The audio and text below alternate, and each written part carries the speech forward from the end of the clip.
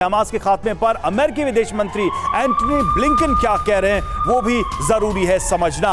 Israel Hamas का खात्मा करने में सक्षम है, ये ब्लिंकन कह रहे हैं। उत्तरी गाजा में भारी तबाही हुई, ब्लिंकन ने माना, और दक्षिणी गाजा में उत्तरी गाजा जैसी तबाही न हो, साथ में हिदायत भी ब्लिंकन ने दी। और अमेरिकी विदेश मंत्री एंटनी ब्लिंकन का एक और बड़ा बयान सामने आया। बंधकों की रिहाई तक कोशिश करते रहेंगे, ब्लिंकन ने कहा है। गाजा में राहत सामग्री पहुंचाई जा रही है, ब्लिंकन का बयान। इजरायली फिलिस्तीनी नेताओं से मिले ब्लिंकन। इजरायल हमास सीजफायर पर चर्चा हुई, यह भी ब्लिंकन ने माना है।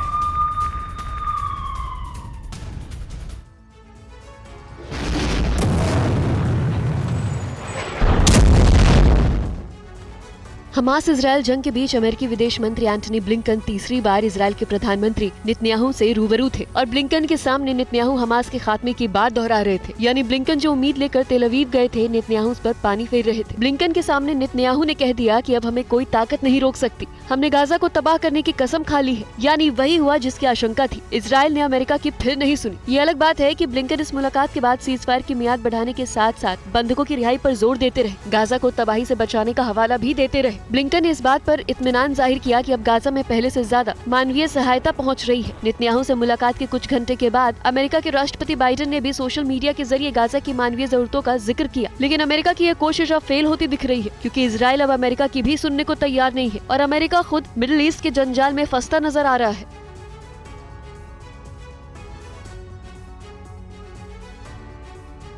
और ब्लिंकन के सामने इजरायली रक्षा मंत्री योव गैलेंट का ऐलान, हमास की हार तक जंग जारी रहेगी, सभी बंधकों को रिहा करवा कर रहेंगे। जंग में साथ देने के लिए अमेरिका का शुक्रिया।